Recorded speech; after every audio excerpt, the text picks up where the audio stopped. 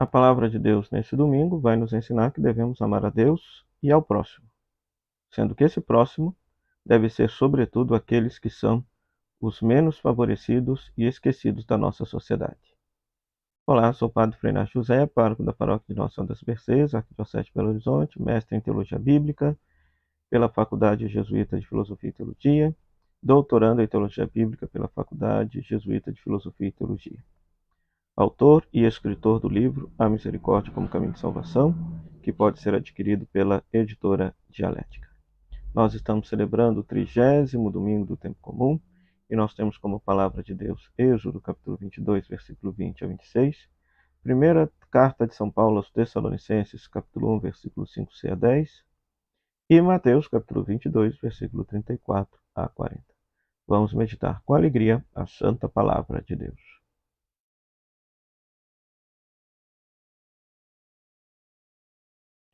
Pois muito bem, querido irmão, querida irmã, se você está passando aqui pela primeira vez, deixe seu like, faça sua inscrição, ative as notificações, deixe seu comentário e compartilhe com todos aqueles que gostam de meditar na palavra de Deus.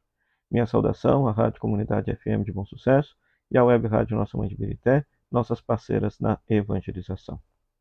30º domingo do Tempo Comum, nós temos na primeira leitura Êxodo, capítulo 22, versículo 20. Êxodo, capítulo 22, versículo 20 a 26. E o texto, né, justamente vai ter como ideia principal uma fala de Deus para com o povo, né? Se fizerdes algum mal à viúva e o órfão, minha cólera se inflamará contra vocês. No versículo 20 se diz: Não oprimas nem maltrates o estrangeiro, não faças mal algum à viúva nem ao órfão. Se os maltratardes, gritarão por mim, e eu ouvirei o seu clamor. Então é muito interessante isso. Por quê? Esse texto está aqui dentro do livro do Êxodo, né? Então é como se Deus estivesse dando uma lei para o povo para cuidar dos mais necessitados do povo de Israel. Naquele contexto social no Israel antigo, os estrangeiros, as viúvas e os órfãos eram as pessoas que mais eram necessitadas naquela cultura.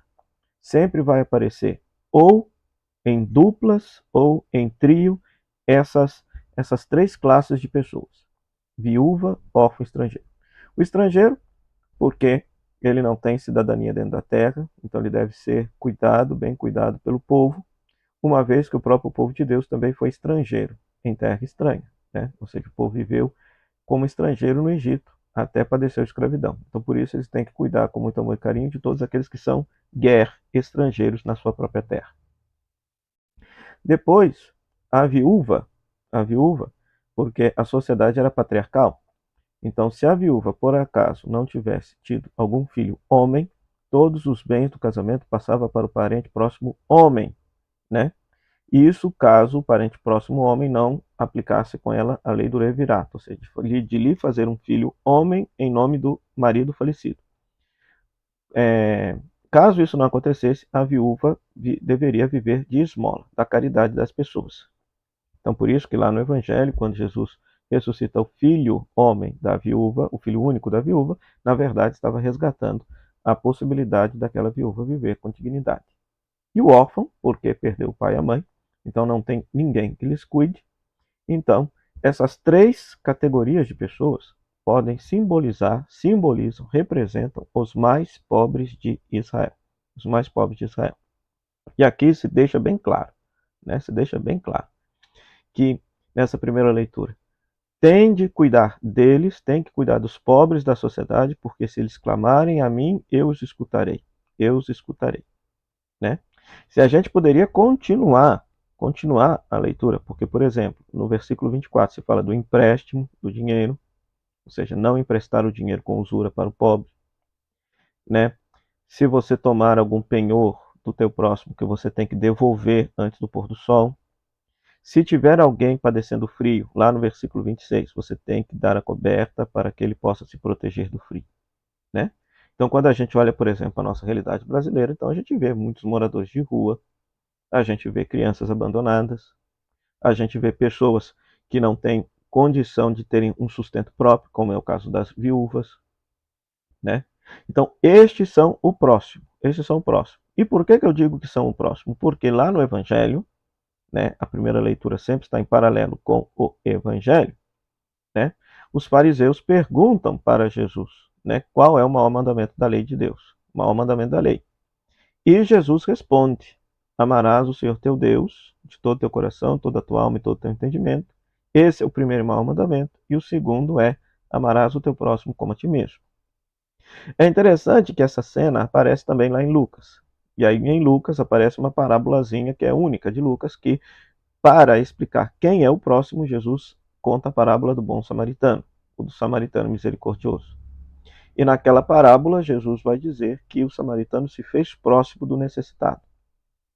Então vamos entender isso aqui. Amar o Senhor teu Deus de todo o teu coração significa amar o Senhor teu Deus com toda a tua vontade, com toda a tua decisão, porque o coração é a sede da decisão, é o mais profundo do ser humano, no qual ele decide ou não viver a vontade de Deus.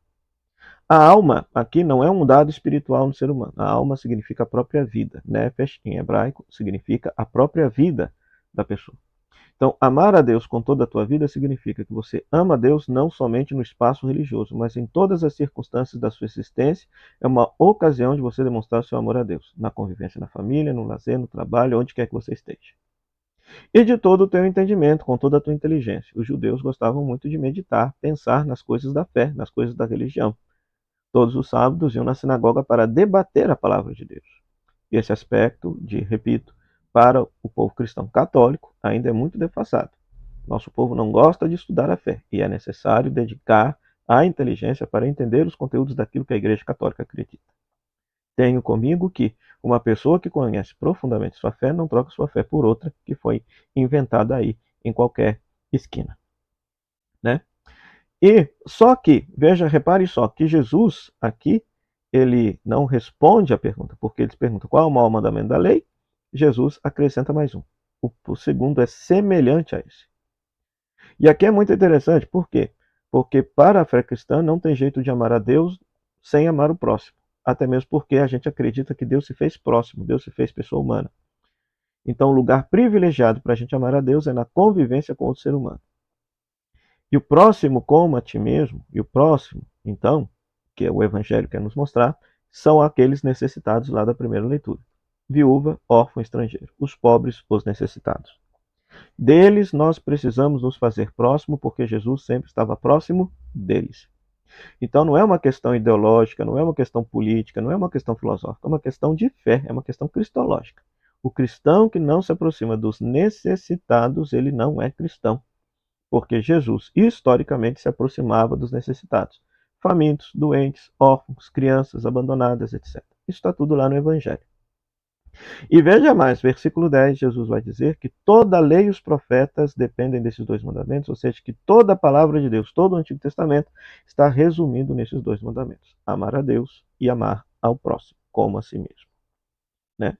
Então, que essa palavra então, possa nos ensinar, então, de fato, a entender que para nós cristãos não existe um amor a Deus no mundo das alturas, no mundo um Deus aí no alto céu, mas Deus se fez carne. E em cada pessoa eu encontro a presença de Deus e, sobretudo, preciso fazer o esforço de encontrar a presença de Deus, sobretudo naqueles que são os mais necessitados da nossa sociedade, os pobres, órfãos, estrangeiros e viúvas de hoje, que são todos aqueles que não têm vida digna no mundo de hoje.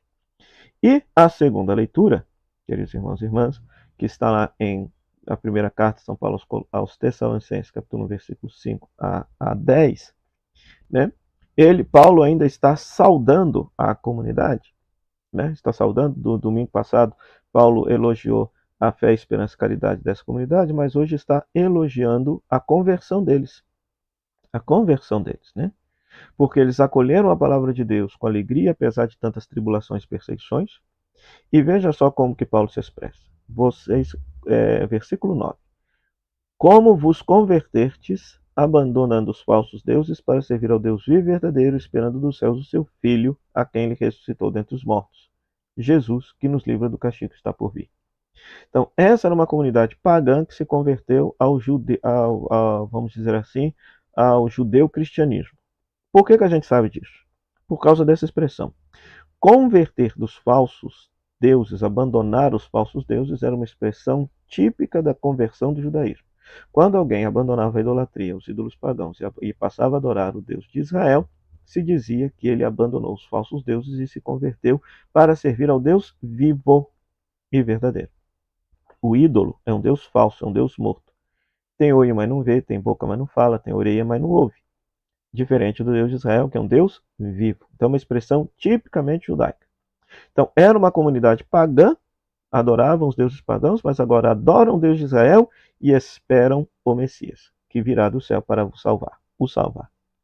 Então é interessante a gente pensar um pouquinho também nesse aspecto, porque apesar de sermos cristãos, apesar de sermos católicos, muitas pessoas podem ter os seus ídolozinhos, podem fabricar os seus deusinhos, podem colocar como absoluto na sua vida certas realidades, colocando Deus de fato à margem, colocando Jesus de fato à margem, colocando o Evangelho de fato à margem.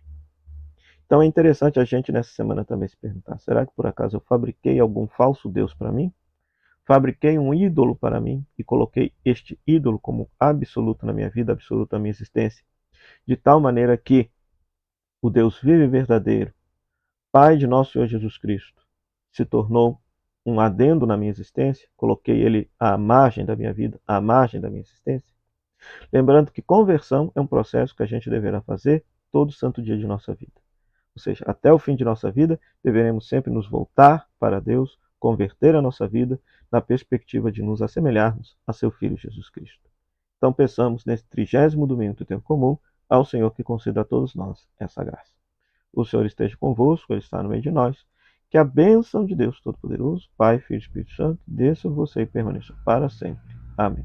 Meu muito obrigado. A Rádio Comunidade FM, de bom sucesso, que nos cede esse espaço para pregar a palavra de Deus, e a Web Rádio Nossa Mãe de Birité, que nos cede esse espaço para a evangelização. Meu muito obrigado a todos vocês e até o próximo final de semana com o nosso programa Pão da Palavra, se Deus quiser. Tchau, tchau.